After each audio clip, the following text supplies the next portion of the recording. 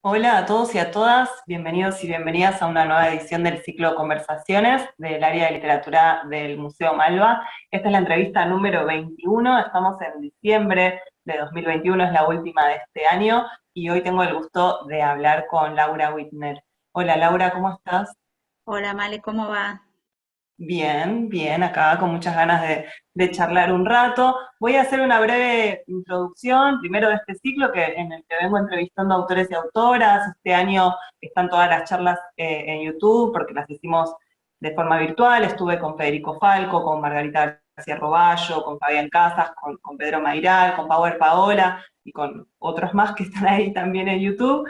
Y hoy voy a hablar con Laura, que para mí es una gran poeta que tenía hace rato ganas de dedicarle sobre todo una buena entrevista a una poeta que tiene tantos libros publicados. Para quienes no la conocen, les cuento que Laura nació en Buenos Aires en el 67 y que viene publicando hace 25 años. Tu primer libro es de 1996 y el último es de ahora, del mes pasado, de noviembre. Así que vamos a dividir, si te parece bien, esta conversación en tres zonas, porque son Ujú. también de tus tres, digamos, sectores de trabajo, de escritura, una que tiene que ver con tu oficio como traductora del inglés, otra con tu obra poética y otra con tu producción literaria para chicos y chicas. Así que, Perfecto, me nada, parece. ¿te parece bien? Bueno, me alegro. Empecemos por la traducción, porque acá empezamos a veces por el libro más reciente y vamos yendo un poco hacia atrás. Y tu último libro acaba de salir, publicado por Entropía, se llama Se vive y se traduce, de esta colección Apostillas, que son textos en general híbridos, y es justamente, digamos, un registro a modo de diario sobre tu experiencia como traductora. Vos volcaste al español textos de Leonard Cohen, de M. John Harrison, de David Markson, de Jenny Rodari, de Catherine Mansfield, y acá vas como hilvanando una serie de notas tuyas, del registro de tu trabajo lleno de matices, distintas aristas que van tocando el trabajo de traducción, que combina siempre una lectura muy atenta del original con una escritura, que combina ese tráfico entre lenguas. Y quería un poco preguntarte cómo fue la génesis del libro, cuándo fue que empezaste a darte cuenta que además de traducir, sentías que tenías que decir algo sobre tu tarea como traductora. ¿Cómo se fueron armando estas notas hasta que le encontraste la forma que tiene este libro? Las notas fueron durante un montón de años notas sueltas, totalmente asistemáticas, notas para mí, que alguna vez se me ocurría traduciendo, pero desde muy al principio, antes de que yo tradujera como trabajo, cuando traducía por gusto incluso. Y de pronto anotaba alguna cosa en cualquier lugar, en un cuaderno, en la computadora de entonces, que recién tenía una prestada. Pero siempre tenían como una línea que no eran notas teóricas y tenían que ver con esa sensación de cómo lo que una traduce se imbrica con la vida. Primero, cómo se instala en la cotidianeidad la tarea propia de escribir, de traducir, bueno, que la de escribir es parecida, qué significa eso, y también un montón, al principio eran simplemente cruces, coincidencias o cosas que me causaban gracia. Muchas de esas notas no están en el libro porque son de hace 25 años, pero otras sí. Qué sé yo, estar traduciendo y que se cortara la luz y que se perdiera el archivo y que hiciera mucho calor donde yo estaba traduciendo y que hiciera mucho calor en la novela que estaba traduciendo. Pequeñas cosas que después, tal vez durante meses, no, durante años no anotaba nada, eran simplemente notas. Después a veces lo anotaba en un diario, así, diario que yo llevo, eh, De bueno, tu vida. entre, sí, diario, qué sé yo. Dudé porque a veces es diario y a veces es un cuaderno de notas. A veces lo ponía en Twitter, muchas veces puse cosas en un blog que tenía antes, que ahora ya casi nunca pongo nada, pero pequeñas observaciones que parecían estar como rodeando la traducción, no iban al corazón de la traducción como cuestión técnica ni teórica.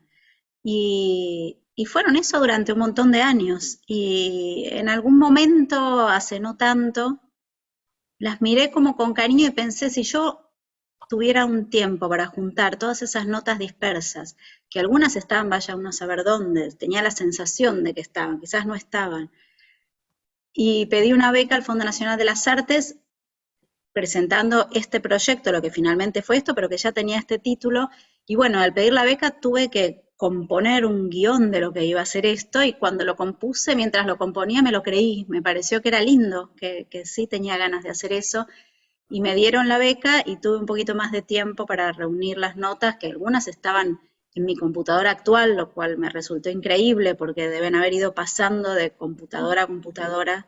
Tampoco fueran tantas, hay que decir verdad, pero bueno, tres en los últimos 25 años. Y, y una vez que los vi todos juntos, hice como una cosa muy artesanal de imprimir, recortar y pegar en un cuadernito donde seguía anotando ya así con la conciencia de, bueno, voy a tratar de hacer esto. Y después, muy al final, hice el trabajo de ordenar, editar, unir, cambiar de lugar. El trabajo final fue con los editores de Entropía, que aportaron un montón, un montón. Y por eso ahora lo que quedó como libro hay algunos textos que realmente son de hace 25 años y hay otros que son de hace un año. Lo que pasa es que están todos entreverados. Sí, eso Sí, está muy bueno. Está muy bueno la forma que le encontraste y también, por lo menos a mí como lectora, me resultó muy fascinante darme cuenta del mundo que se le abre a cada traductor o traductora a la hora de meterse en el mundo de ese escritor o escritora a quien va a traducir. Creo que ahí vos hablás mucho de eso, de cómo termina afectando en tu vida cotidiana, no sé, el tiempo en el que transcurre la novela que estás volcando al español o el paisaje o cómo te empieza a afectar cierta decisión que tomó ese traductor y que vos tenés que, ese escritor y vos tenés que descifrar, como que vas abriendo el mundo que a vos te va provocando cada una de las obras y ahí una por ahí eso nunca lo tiene tan presente, ¿no? Porque vos estás, cuando lees, estás tratando de meterte en el mundo de ese escritor, no estás siendo atravesada por el mundo por el que también pasó ese traductor o traductora.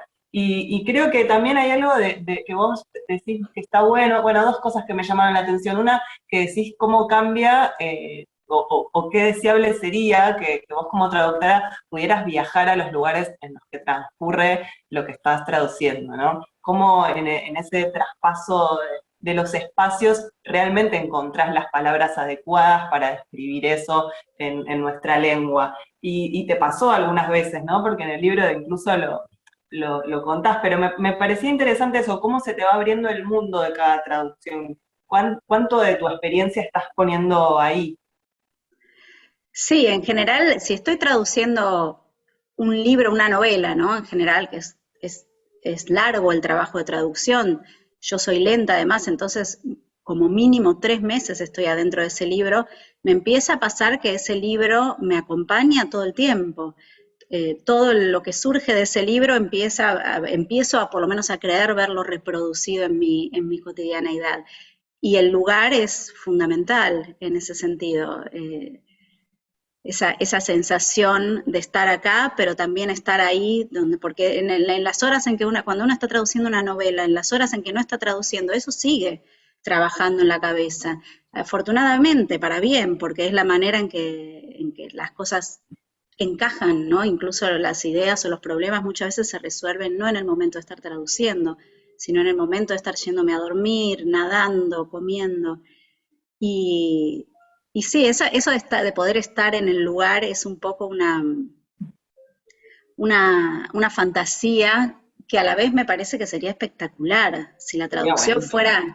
fuera considerada realmente un oficio prestigioso.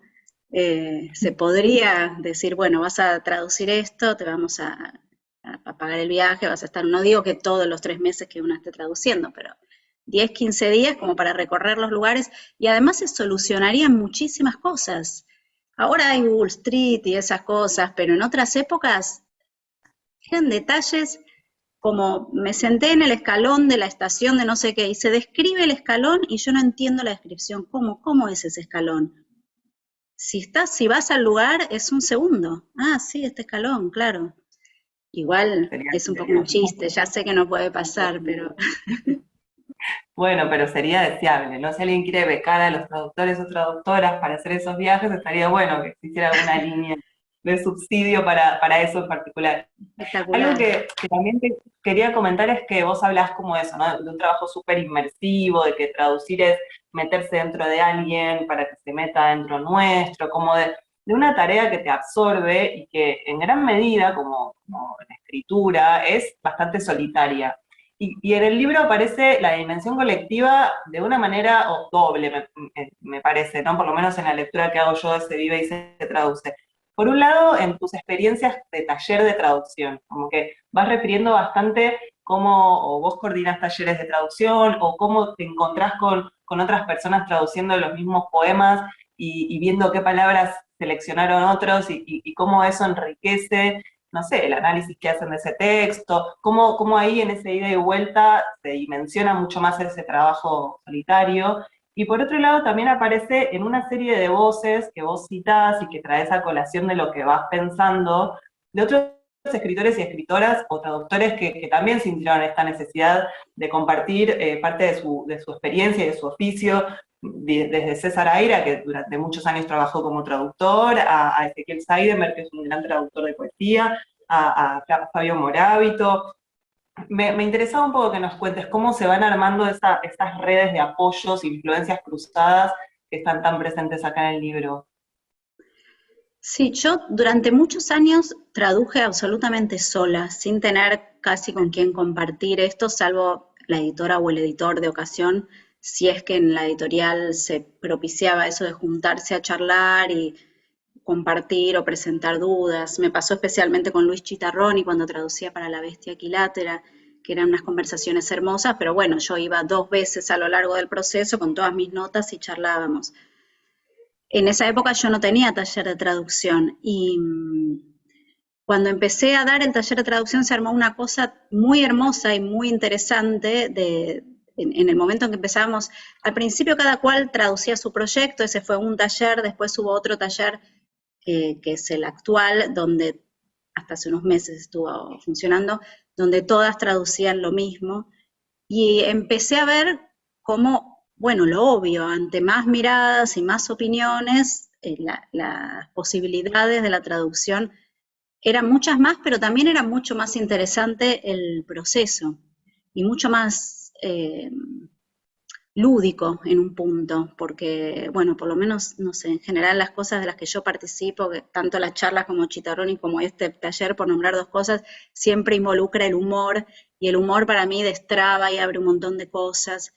Y, y además, bueno, los textos que una traduce muchas veces ya fueron traducidos. Yo en general trato de no leer si ya está traducido, pero hay también una comunidad ahí trabajando la traducción, trabajando el idioma, trabajando la escritura. Entonces también este diálogo que vos me decías con estas citas que yo puse en el libro, a riesgo de que se volviera un poco pesado estar citando a otras personas todo el tiempo, a mí me gustó porque lo sentí como una conversación con gente que yo admiro y que se dedicó mucho tiempo o se dedica a traducir y que me gusta cómo traduce, que me gusta cómo piensa.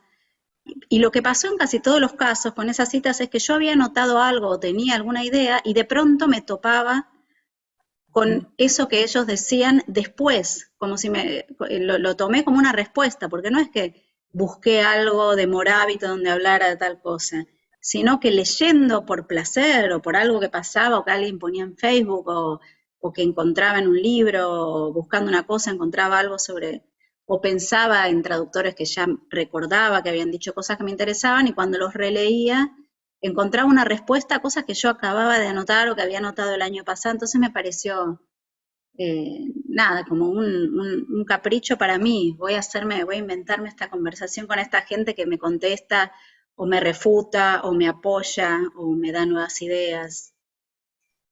Sí, pero está muy bueno, es como más de la lógica del hallazgo y para mí se rearma como Totalmente de la mosaico. lógica del hallazgo, sí.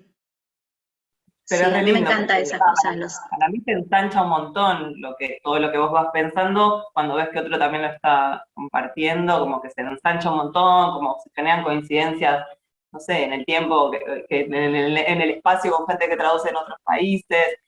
También es muy lindo lo que decís sobre una traducción que hiciste de poemas de Catherine Mansfield, que pones el prólogo, que es un libro de poemas pensado para gente joven, niños, adultos, y también ahí hablas de cómo traducir algo que fue escrito hace más de 100 años, en verdad actualiza ese mismo poema y le da como nuevo sentido, como la traducción en verdad, eso, cruza el tiempo, cruza el espacio, cruza las experiencias y mezcla las lenguas, me parece muy bueno.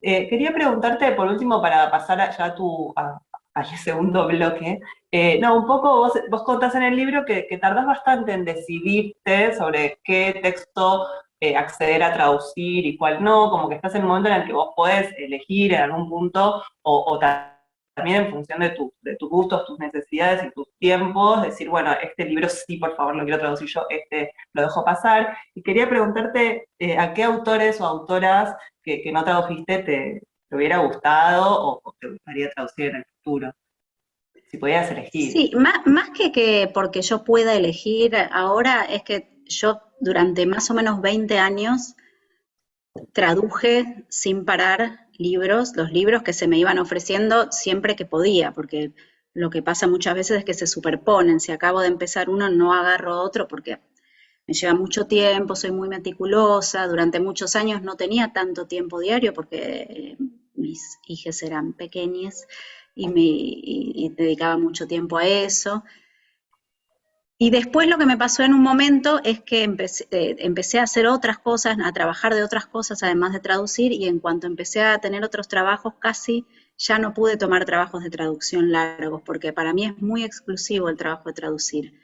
Y casi nunca la editorial tiene un año, por ejemplo, para que lo hagas. Pero aun cuando tiene un año, a mí, eso también lo puse en el libro, yo no puedo traducir muy de a poquito, porque siento que se me va, que me voy yo, que me salgo de ese mundo. Entonces, dejé de traducir, podría dedicarme únicamente a traducir si pudiera vivir de eso, y no se puede de ninguna manera mantener una familia, una casa con eso.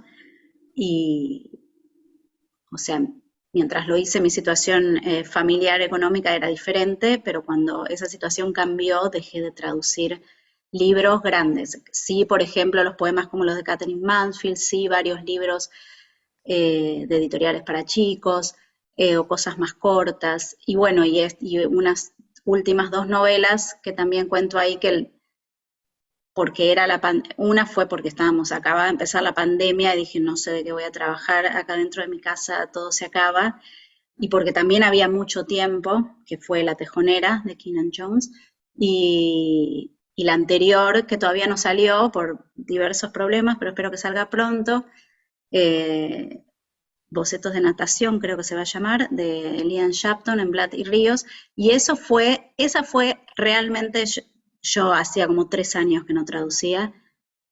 Bueno, está ahí en el libro, ¿no? Lo vi, me encantó y había mucho tiempo y bueno, se ve que había más todavía porque todavía no salió, pero había mucho tiempo y esa sí la fui haciendo medio de a poco, es una especie de diario bastante fragmentario, con dibujos, con fotos, entonces bueno, pero sí, no te contesté lo que me preguntaste, No, no, está malísimo. bien, igual está bueno, porque así también una entiende cómo decidís, cómo Claro, trabajás. No, era lo solo que si tenías algún nombre, así como acá, yo un nombre lo intuyo, sí, que cuando bueno, me siempre, lo que encantaría pasa es que traducir porque aparte a vos te lo dije, igual aunque quiera, puede pasar que quiera y después no pueda, ya me pasó muchas veces. En el momento en que me empezaron a llegar traducciones que me volvían loca de felicidad, yo no podía hacerlas por distintos motivos.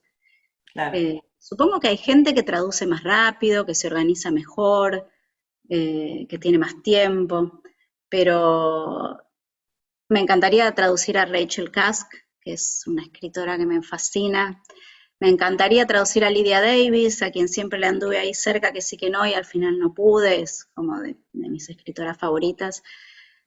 Y me encantaría traducir poesía con tiempo. Me encantaría traducir a una poeta que se llama Marie Howe, que me encanta y traduje algunos poemas de ella.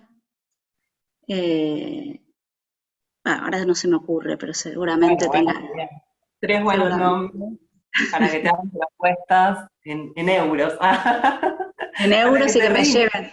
Y que me lleven Claro, ahí a... claro, conocer dónde vive Rachel Carr, obvio. Bueno, pasemos, si te parece, a tu obra poética, que se enmarca, bueno, vos empezaste publicando en los 90, que es una década súper activa y prolífica para la historia de la poesía argentina.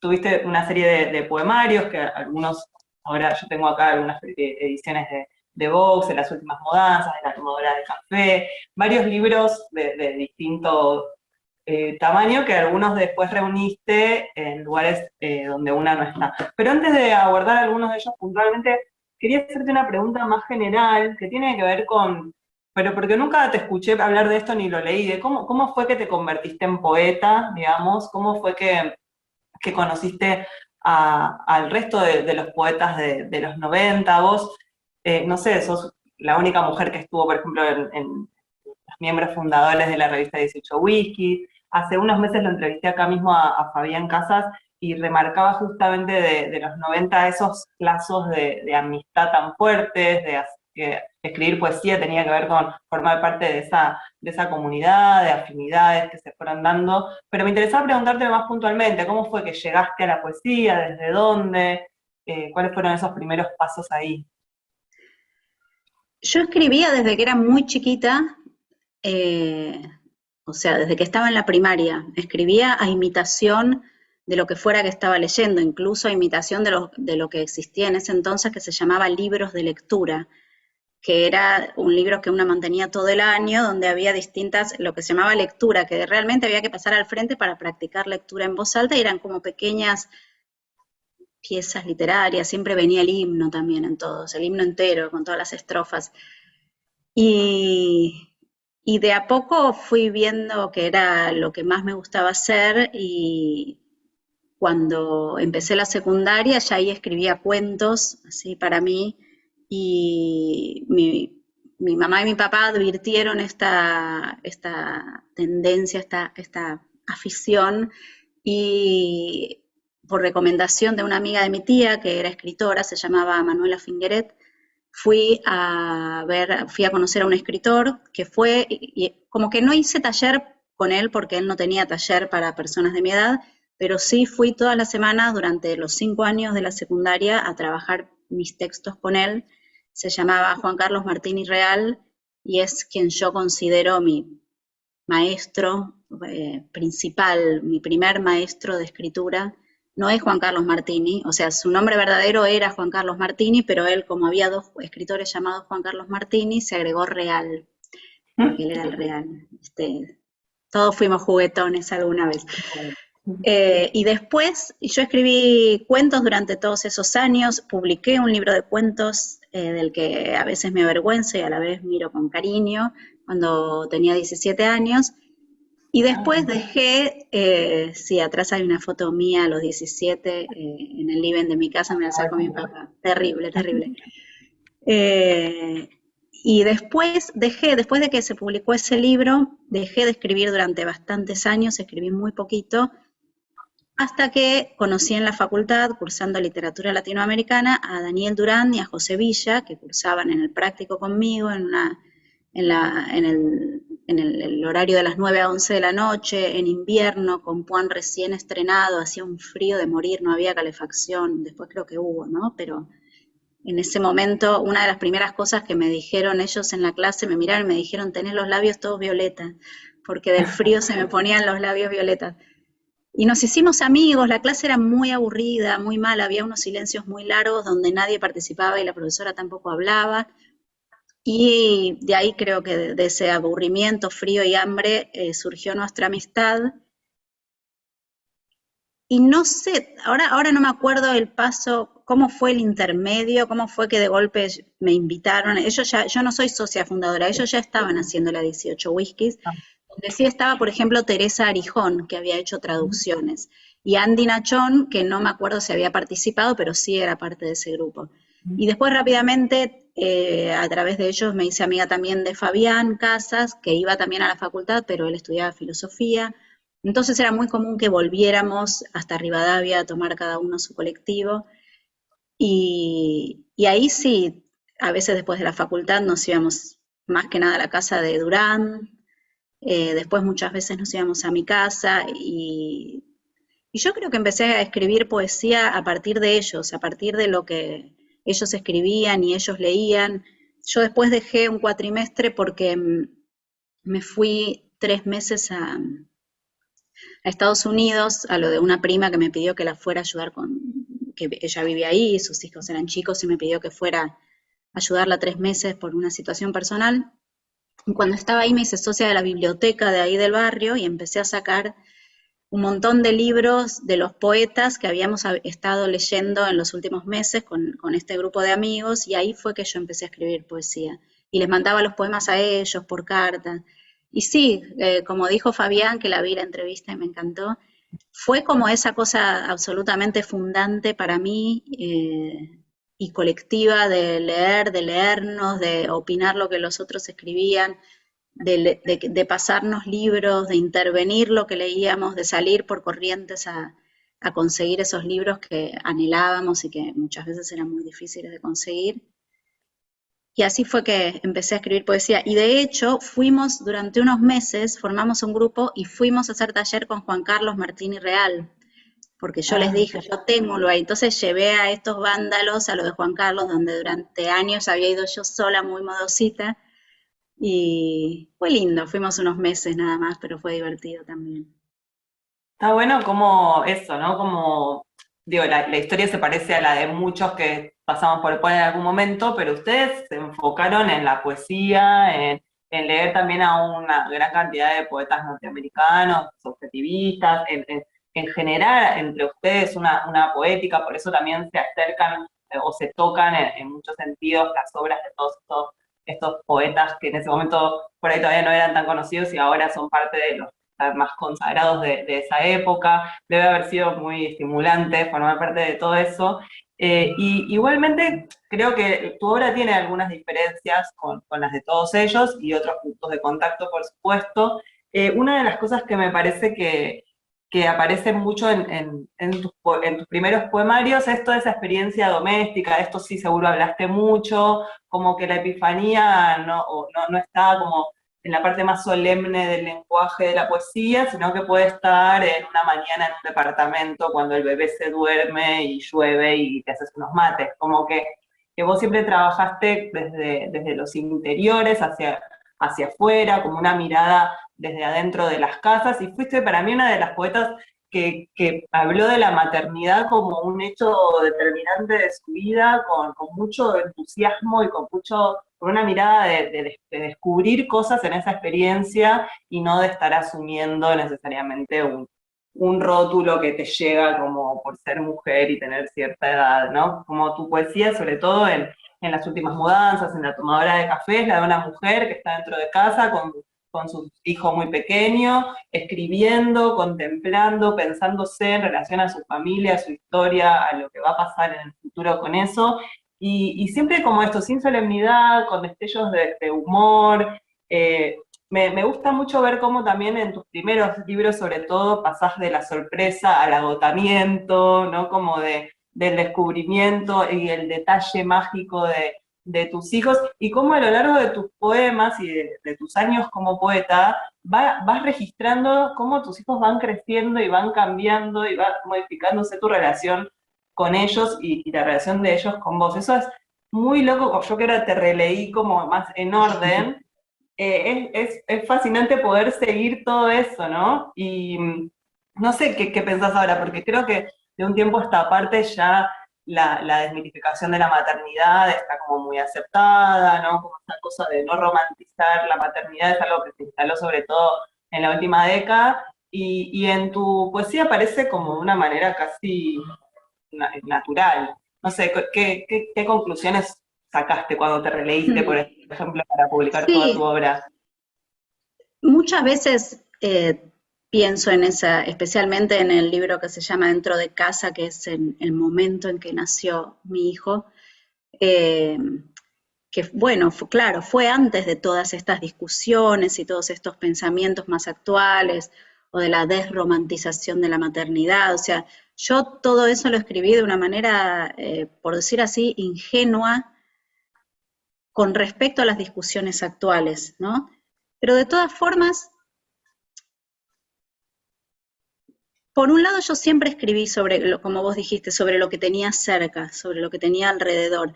A la vez siempre es como un tironeo sobre lo que está cerca y lo totalmente ajeno, porque yo creo que si no existiera lo totalmente ajeno, casi que yo no escribiría. De verdad, me parece que el impulso para escribir en mí se da desde lo lejano, lo ajeno, el extrañamiento, otro idioma, otro país, otro barrio, pero después se vuelca en lo que tengo alrededor. Creo que siempre me fue así. Y entonces en ese momento lo que tuve cerca y lo que tuve alrededor fue eso, fue ser madre bastante exclusivamente durante por lo menos un año.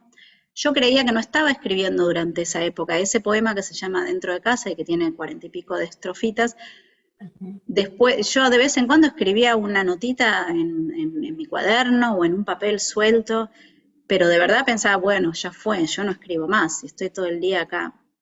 Pero me gustaba estar todo el día ahí, era como, es verdad que tenía una situación muy privilegiada, yo pude no trabajar durante el primer año, bueno, el privilegio era ese, limpiaba la casa, hacía las cosas domésticas, fue una elección dentro de la familia en ese momento, una elección que hicimos. Sí leía y sí empecé a traducir a los pocos meses, o sea, a trabajar traduciendo, pero no creía que no estaba escribiendo, hasta que en algún momento, cuando Dino, mi hijo, fue un poco más grande, cuando tendría 10 meses por ahí, dije, pero estuve dejando todas estas notitas, bueno, un poco como con el libro este de la traducción. Eh, yo casi nunca tengo un sistema, un plan previo para escribir, yo creo que nunca lo tuve. Entonces dije, mira, estaba escribiendo estas cosas y van muy cercano con lo que estaba haciendo. Y por un lado eso, era lo que yo tenía cerca y lo que tenía alrededor, y no lo iba a negar, y era sobre lo que podía escribir. No me sale escribir sobre algo, o sea, haber dicho, no, no da escribir solo sobre esto, porque estoy acá todo el día metida en mi casa y como mucho voy a la plaza. Escribí sobre eso. Pero también, ahora que me decís, hay un punto donde yo creo que nunca romanticé la maternidad. Entonces, para mí fue una sorpresa todo lo que pasó. Yo no quería, estaba segura de que no iba a querer ser madre. Hasta cierta edad, desde muy chica, no le veía el atractivo, no me parecía que me iba a interesar. Cuando fui más grande y lo pude pensar de una manera como un poco más informada, me pareció que era algo que no iba conmigo, no sé, cuando cumplí 30, 31 por ahí, dije capaz, no sé, no me gustaban mucho los chicos, o sea, no, los bebés.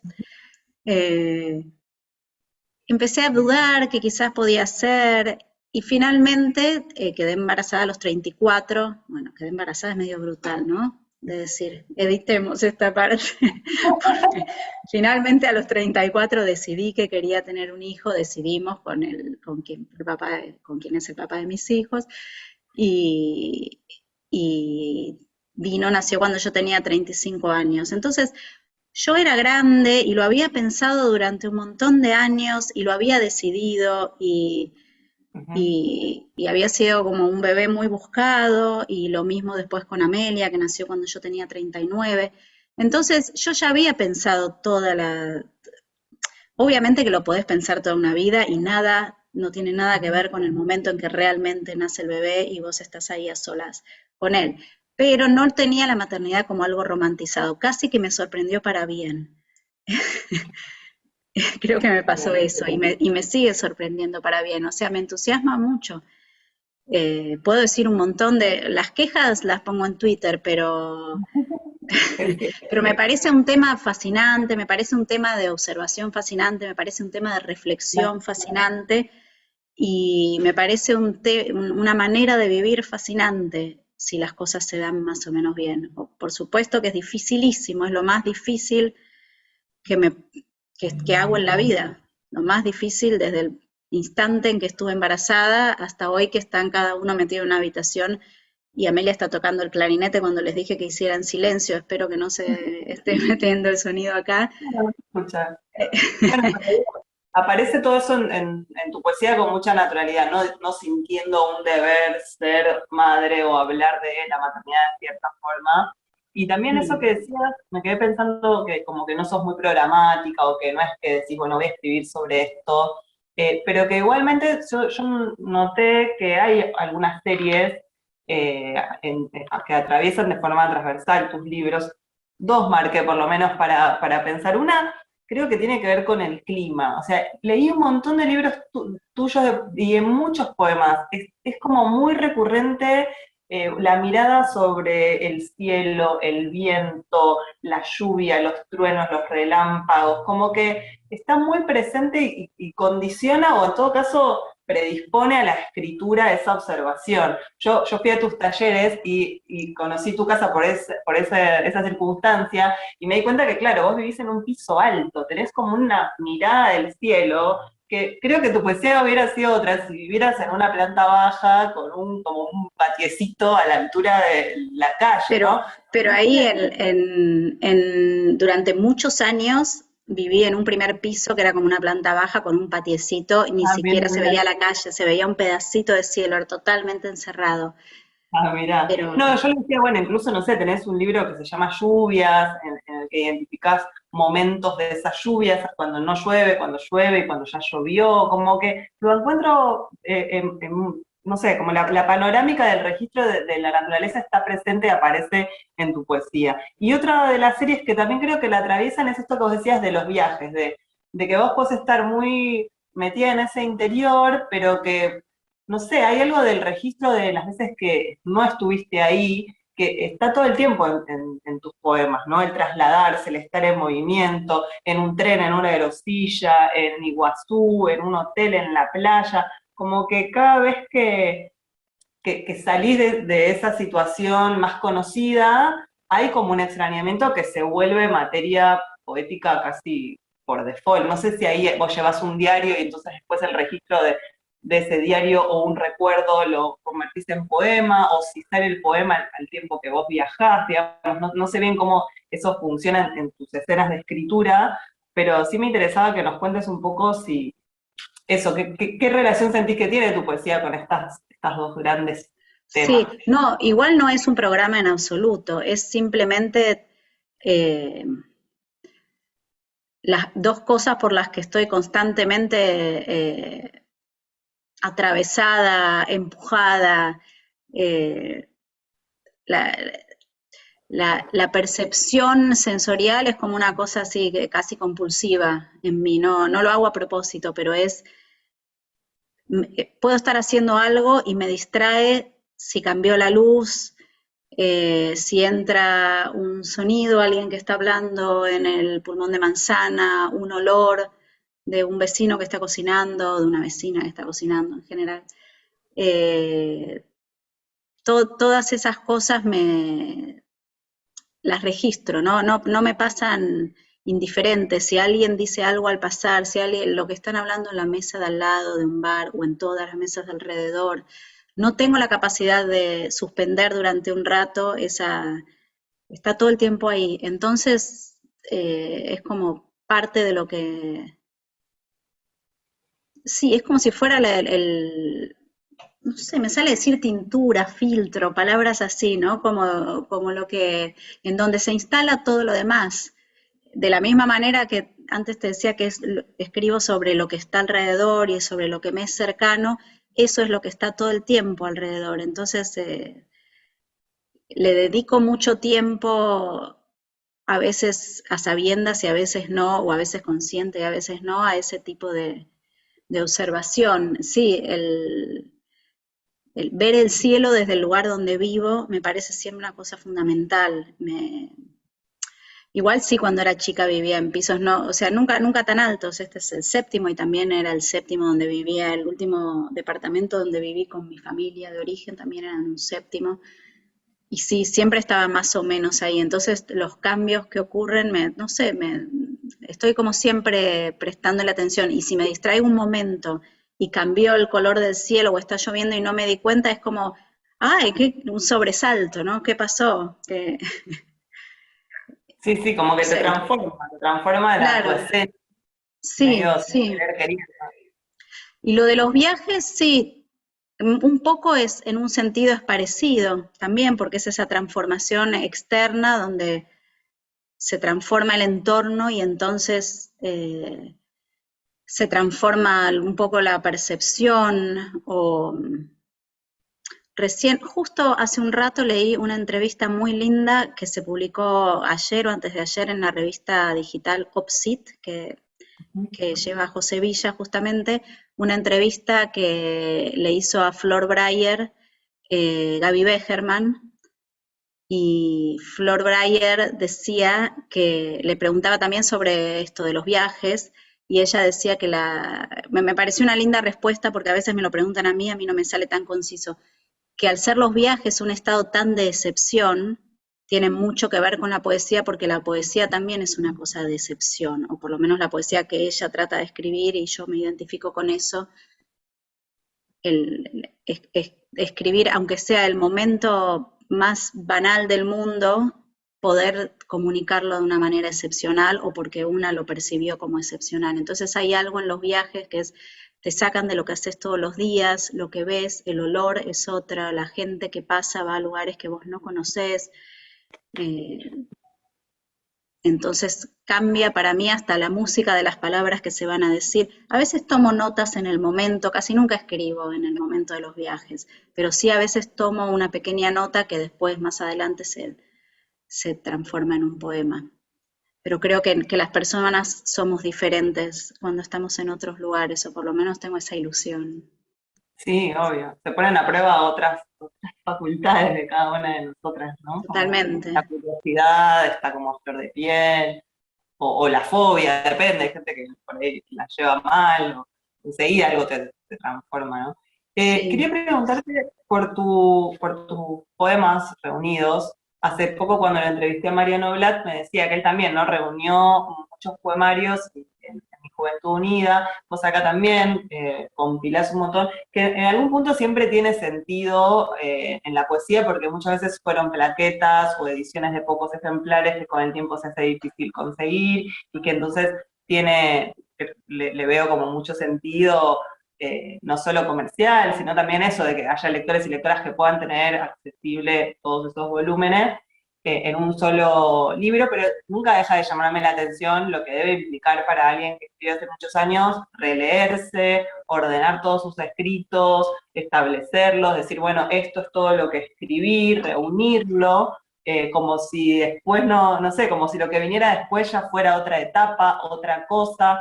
Y vos le pusiste un título que me parece muy curioso y te quería preguntar, o sea, no es el título de ninguno de estos poemarios que hay adentro, a su vez agregaste algunos poemas traducidos y algunos pequeños ensayitos, que se llama Lugares donde una no está, poemas 1996-2016.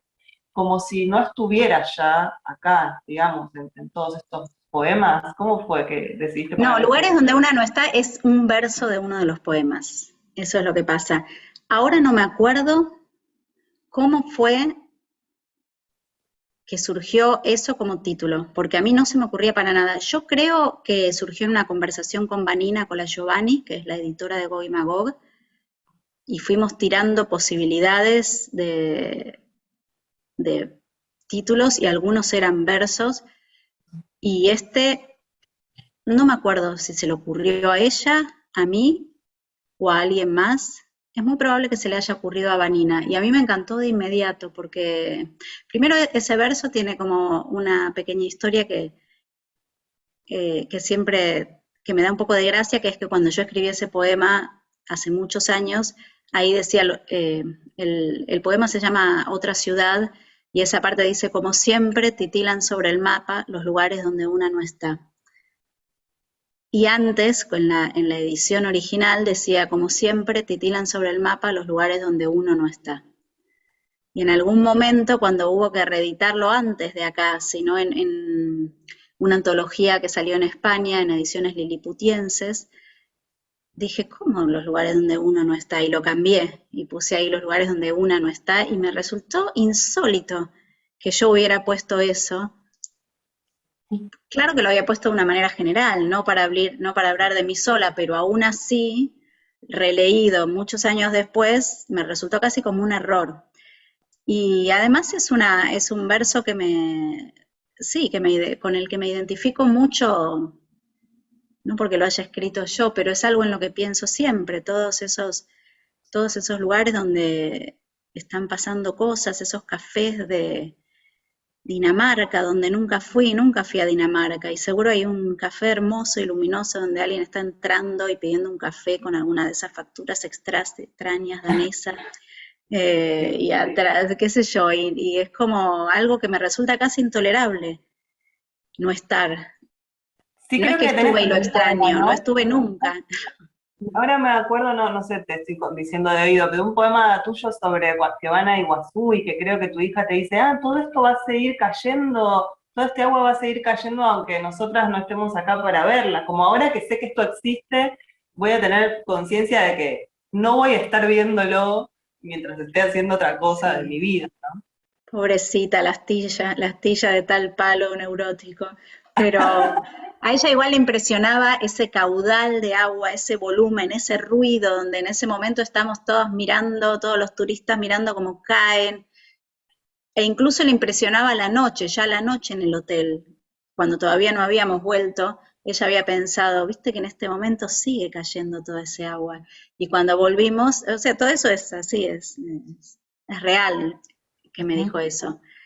Y sí, sí, siempre me pasó eso, y más cuando sí conozco un lugar, y los lugares donde que quise mucho, en algún momento, cuando era adolescente, fantaseaba con que desaparecieran si yo no estuviera, me parecía injusto que eso siguiera así, pero tanto un lugar lejano como un lugar cercano, por ejemplo, mi escuela primaria, que fue como mi mundo durante 9 años, desde los 4 años hasta los 12, y no podía creer que para mí ese lugar no existió más cuando yo me fui. No, Y sí. justo el otro día volví.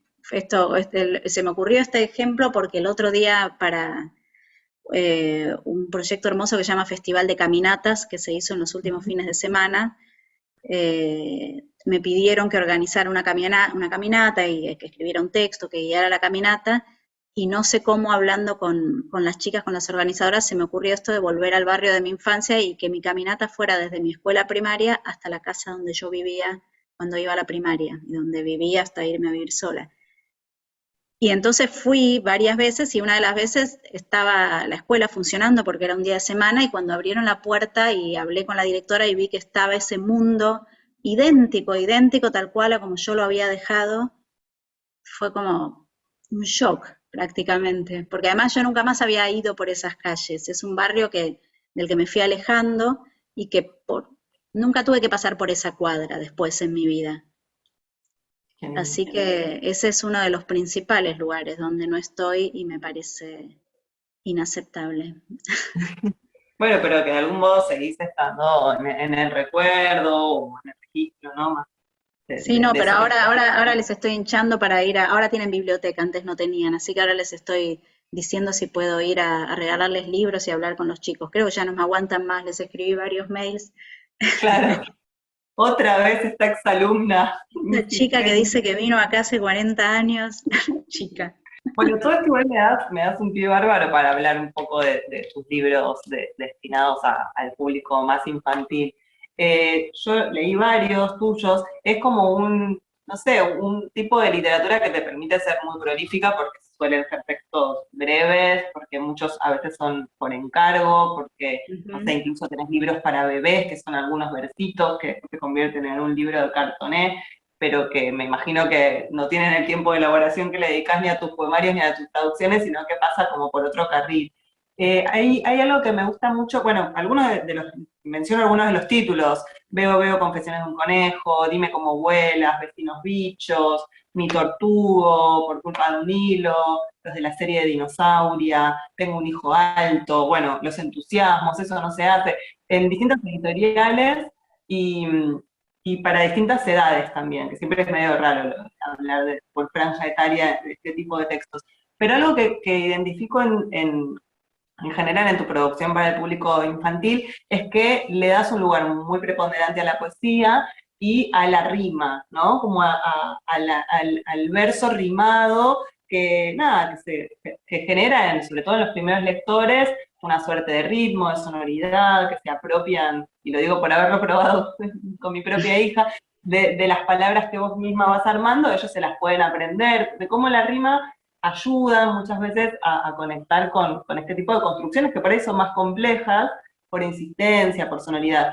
Y pensaba que la rima en general es algo que está bastante denostado en la escena de la poesía. Acá no hay casi ya poetas que escriban rimando o contando versos, o sea, o por ahí sí y no nos damos cuenta, pero digo, el verso libre ya llegó para quedarse y creo que todavía en Citas para chicos la rima es como el elemento compositivo más fuerte, ¿no? ¿Cómo te llevas con esto? ¿Cómo te sale? ¿Te sale solo? ¿Te sale fácil? ¿Estás todo el día contando sílabas? ¿Cómo es este trabajo? Sí, estoy todo el día contando sílabas un poco, pero incluso para hablar, no es que las cuento, es que, no, es mentira, no estoy contando sílabas, pero sí tengo una conciencia de rítmica de cualquier taradez, no de la escritura, de cualquier diálogo, de cualquier palabra que me parece que tiene las mismas sílabas y con la misma acentuación interna que otra, y entonces a veces, si estoy despistada, me las confundo. Una vez subí a un taxi y me confundí Luis María Drago con Álvarez Tomás y vi que el taxi enfilaba para el otro lado. Y le dije, uy, no, estamos yendo mal. Y cuando me dijo, pero me dijiste Álvarez Tomás, y yo le dije, uy, no, quise decir Luis María Drago. Amelia, mi hija que estaba en el taxi, para bajar un poco mi vergüenza, me dijo, pero tiene la misma cantidad de sílaba y la misma acentuación interna, más por eso te confundiste. Álvarez Tomás, Luis María Drago. Este, pero con respecto a la pregunta, a mí la rima me encanta como recurso, me gustaba cuando era chica y me gusta ahora de grande. Y vos decías que ahora que la rima es muy común en la literatura para chicos y chicas, pero cuando yo empecé a pensar y a tratar de escribir para esa franja, no era tan común como ahora, o sea, no estaba tan aceptada como ahora. Por supuesto, nosotros tenemos a María Elena Walsh o a Elsa Bornemann o a Ujú. Laura de Betach, que también hace un trabajo diferente con la rima, pero muy hermoso, o a María Cristina Ramos. Hay toda una tradición, ya ni sé lo que digo, una tradición de rimadoras hermosas, o más antes aún a José Sebastián Tallón, que es un poeta impresionante con unas rimas hermosas, pero en ese momento, cuando, qué sé yo, hará 15 años o 20, cuando yo empecé a fantasear con escribir estas cosas para chicas y chicos, más allá de esas personas ya aceptadas que estaban en el canon, no se estaba publicando tanto con rima, no estaba tan... Y lo que sí se publicaba eran como unos intentos, a mi modo de ver, muy pobres, muy torpes, con una rima muy obvia, donde la palabra que rimaba venía a completar solamente para rimar, donde la métrica no estaba bien, y eran como libros un poco bobos, me parecía.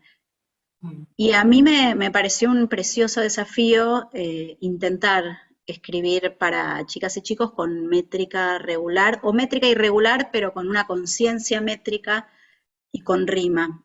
Y empecé con algunas cosas y aparte para mí era como la satisfacción de a mí me encanta hacer esto y no lo puedo hacer tanto en la poesía para grandes, que igual a veces lo hago, pero de una manera subrepticia, ¿no? O con una rimita por ahí, o unas rimas en diagonal, cruzadas, una acá, una allá, pero no una cosa tan flagrante como hacer versos pareados que rimen entre sí. Y al principio hice como unas narraciones muy largas, con unas rimas entreveradas, como por ejemplo un libro que se llama Gato con guantes, que está publicado en 3 en línea, que me parece que está agotado ahora.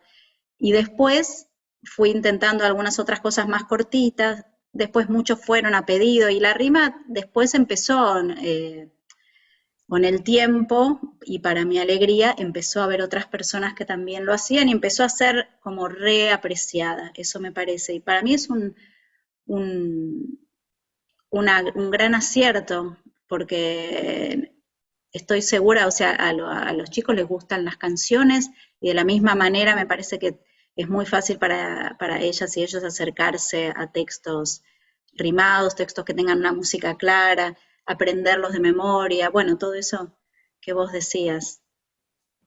Y sí, para mí tenés razón en este diagnóstico, es cierto que se fue como naturalizando un poco más, que eso esté, y que para los primeros lectores es una re buena experiencia empezar por ahí también, ¿no? A conocer algunas palabras y algunos sonidos. Porque además Eh, supongo que perdón, cuando tenés un bebé o un nene, una nena chiquito como mamá, todo el tiempo estás inventando cancioncitas y rimitas, ¿no? Es gracioso porque creo que todos tenemos el recuerdo de alguna que inventamos y cuando después son grandes y te acordás y decís, ¿qué cantaba? Pues decís cualquier cosa. Y esa es la sí, gracia sí, principal, decís cualquier cosa porque estás llenando una estructura métrica y necesitas que te entren las palabras. Y como igual el bebé todavía, o sea, no, supongo que no vas a decir una bestialidad, porque a mí siempre me pareció que mi hija y mi hijo entendían todo desde que eran bebés, pero aún así decís cositas que te van entrando en la musiquita. Yo creo que todas debemos tener alguna que nos acordamos, después el chico tiene 18 y le decís, ay, ¿te acordás cuando te cantaba? Y te miran así.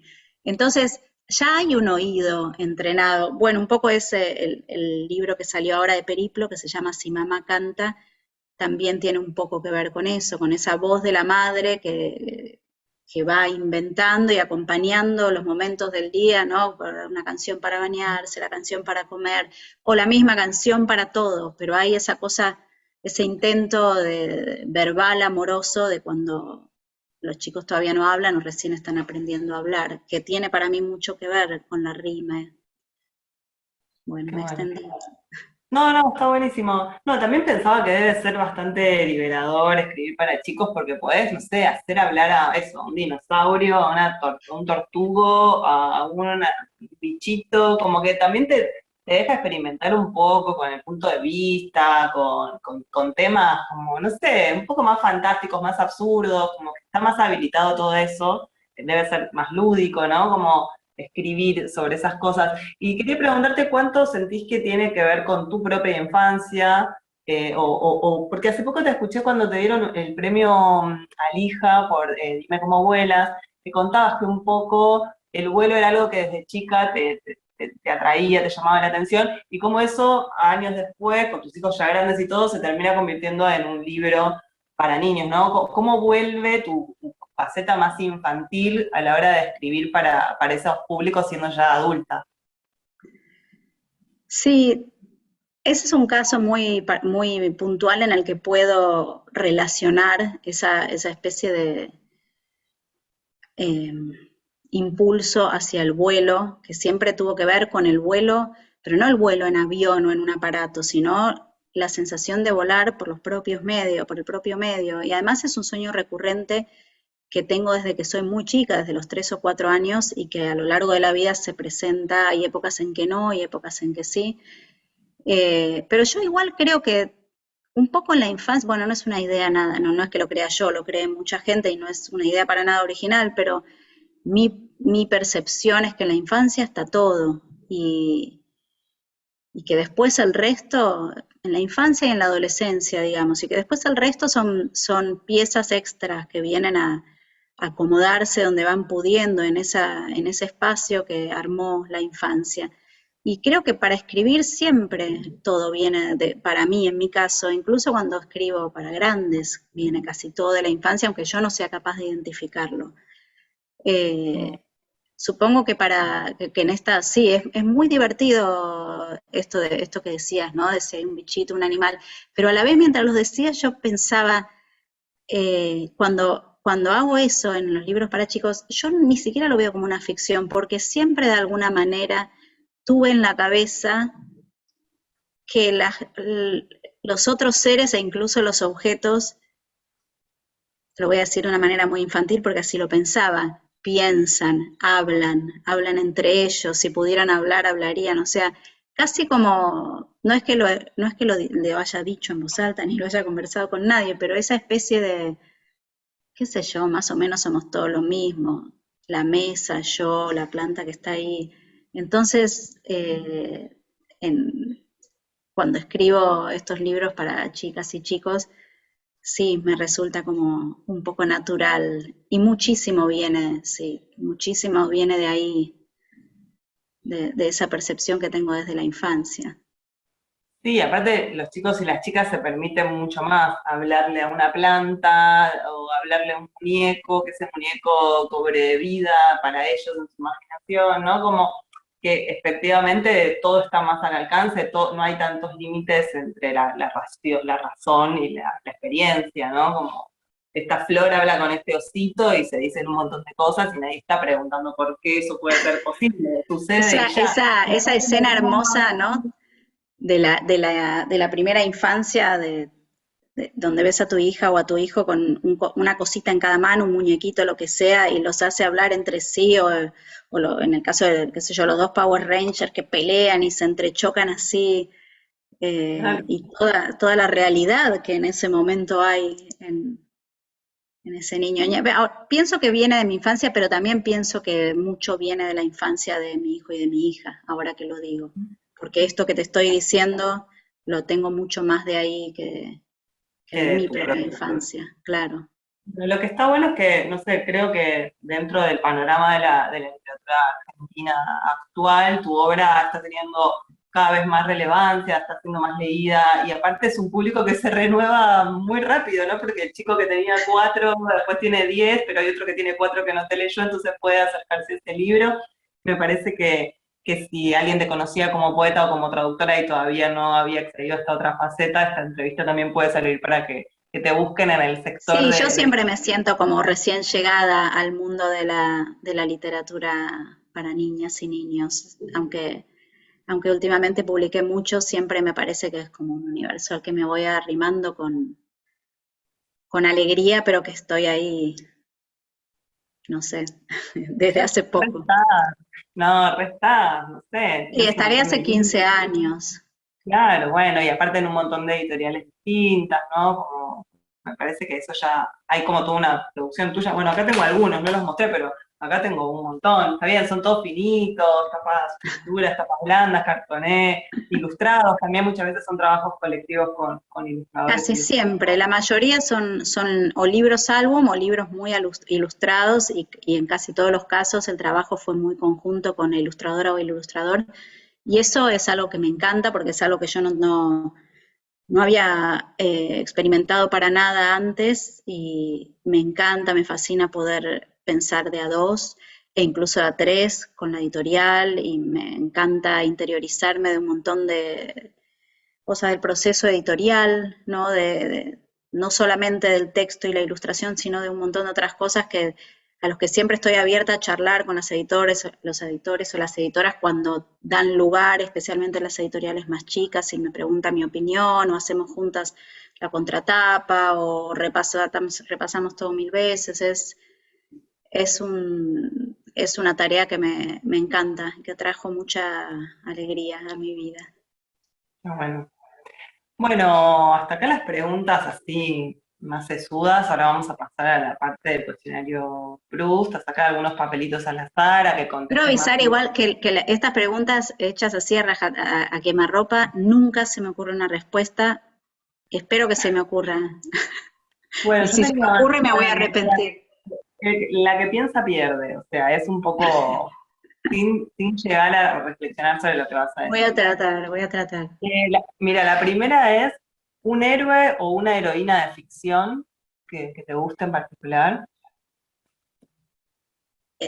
Mi héroe de ficción es Hércules de las 12 hazañas, del libro Las 12 hazañas de Hércules de Monteiro Lobato. Ese viene desde mi infancia y cada vez que lo recuerdo me emociono con ese Hércules. Y bueno, cuando de grande entendí mejor quién era Hércules, más todavía me gustó. Pero es un héroe clásico. Entiendo que podría haber dicho algo mucho más No, no, políticamente correcto, pero vos dijiste la que pierde piensa, la que no, la obvio. que pierde piensa no. Piensa La que pierde. piensa pierde y no pensé y dije Hércules, así que ya Perfecto, está. bien intuitivo. ¿Cuál es tu pintor o pintora preferido? Ay, un montón. Egon Schiele, me gusta muchísimo, me gusta mucho Turner, Lucian Freud, no soy muy original. Me encanta un pintor que se llama Kitaj, se escribe Kitaj, pero se escribe Kitai, R-B, Kitai, y que uno de sus cuadros es la tapa de esa primera plaquetita que publiqué en el 96, que se llama El pasillo del tren, Ese es un cuadro de Kitai. Me gusta mucho Ah, una pintora que se llama Paula Rego también, y me encantan muchos dibujantes. Me fascina Roald Dahl, por ejemplo. Estoy diciendo todos de afuera para no decir los de no, acá. no. ¿Cuál es el estado más típico de tu ánimo? Esta es muy difícil porque estoy pasando un momento de mi vida donde el estado más típico de mi ánimo desapareció. Yo no sé si va a volver o no. Ahora, el estado más típico de mi ánimo en general era el entusiasmo y la alegría, digamos. También podría decir la queja, pero no sé si es un estado de ánimo la queja. Quisiera creer que no, porque era cierta queja alegre. Lo digo, digamos, si tengo que hacer un resumen de mi vida, creo que ese es el estado de ánimo y probablemente cualquier persona que me conozca lo va a desmentir, pero yo me percibí así. Ahora ya no, pero esperemos que pase. Creo que ahora nadie está con el estado de No, ahora ánimo que nada, solía nadie, tener. Así que, nadie se caracteriza por el entusiasmo y la alegría de vivir después de claro, el pasar. de ahora te lo voy a ahorrar Está bien, era el más típico. Bueno, una de las anteúltimas. ¿Qué hábito ajeno no soportas? muchos, pero Ahí está la queja, puedes quejarte. muchísimos. Mira, se me ocurrió este en el que no suelo pensar, pero que es, no sé si es un hábito o es un rasgo de personalidad, es instalar el mal humor propio en la vida de los demás. O sea, cuando tu vida se modifica porque la persona que está al lado tuyo está de mal humor y no trata ni de solucionarlo, ni de, ni de alivianártelo, eh, me Sí, sí, parece ese condicionamiento. insoportable. Claro, cuando te das cuenta de que aparte vos estás tratando de remarla, pero todo depende del cambio del humor, que no estoy hablando específicamente de una pareja, porque hay gente que es así, no disimula ni trata de solucionar su mal humor y te lo tira por la cabeza, eso es, Vamos, pero sí, bueno, no sé si es un hábito, pero... estoy de acuerdo. Bueno, vamos con la última. ¿Cuáles son tus poetas favoritos? Ah, pero esa es dificilísima, Bueno, porque podés son tirar un una montón. lista Sí, infinita. no, Circe Maya, Jorge Tellier, Anne Carson, María Elena Walsh, em, es que tengo tantos que Daniel Durán, Fabián Casas, José Villa.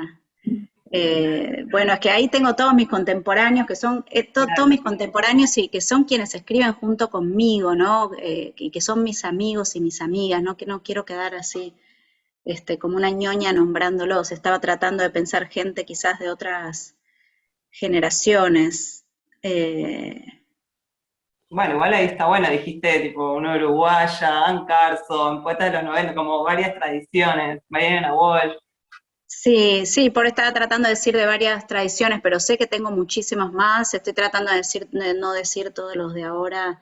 Y también, sí, claro, eran poetas. Mucha gente que no es poeta, pero que para mí tienen que ver.